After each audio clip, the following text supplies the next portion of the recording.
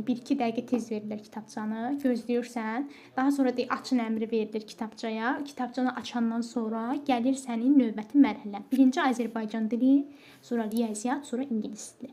Deməli, sənin neçə dəqiqə vaxtın var? 3 saat. Yaxşı.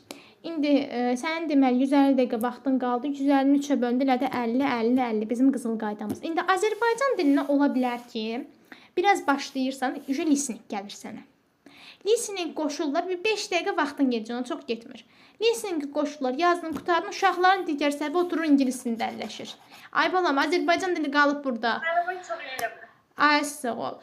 Azərbaycan dilini qutar, 50 dəqiqə bilirsən də saatda neçədir, onun üstündə olanda.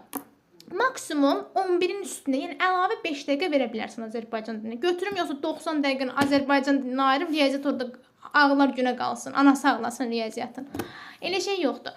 Maksimum 5 dəqiqə verdin, daha sonra nə qaldı, vəsiyo, o getdi. Gəlsən tez riyaziyyata. Riyaziyyata çünki başlayırsan işləməyə 50 dəqiqə.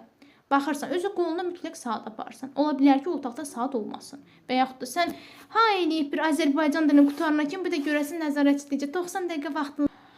Yəni belə mütləq vaxtını düzgün dəyərləndir. Vaxtını düzgün dəyərləndirməsən çox pis olacaq.